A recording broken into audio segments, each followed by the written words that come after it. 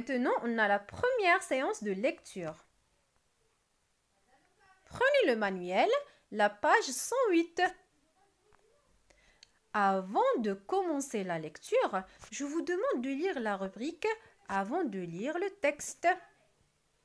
Là-bas, on vous demande de se renseigner sur Internet sur ce qu'on appelle une journée sans voiture. Depuis quand cela existe-t-il? À quoi cela sert-il? Quand cela a-t-il lieu? Où?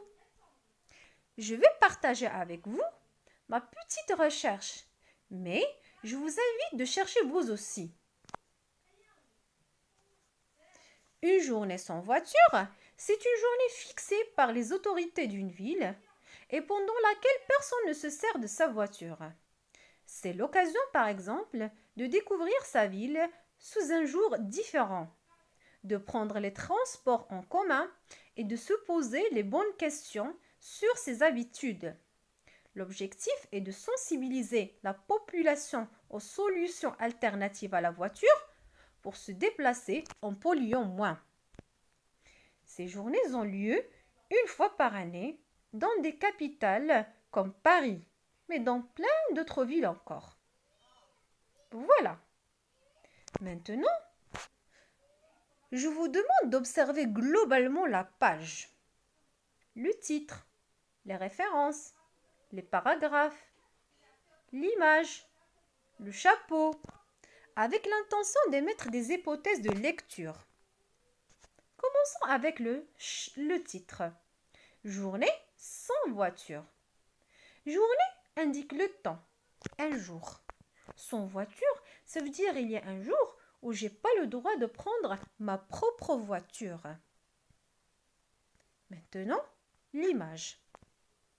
Avant de commencer à décortiquer l'illustration et l'analyser, tel un détective, prenez le temps de la regarder. La première chose que je vous demande, qu'est-ce que vous voyez? Oui, exactement. Un garçon qui porte un tricot jaune. Il est en train d'écouter la musique. Une femme plongée dans la lecture d'un roman. Et deux hommes assis sur un siège d'un bus et qui discutent ensemble.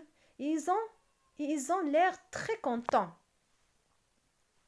D'après le titre et l'image, essayez de formuler des hypothèses. Par exemple, mais que va-t-il se passer dans l'histoire? Est-ce que les deux hommes ont l'habitude de prendre le bus? Ce texte a-t-il un objectif? Lequel? Pourquoi ce genre de texte est-il nécessaire aujourd'hui? Voilà, tu es maintenant prêt à lire le texte. Je vous demande de lire le texte plusieurs fois. Et à la prochaine séance. Merci.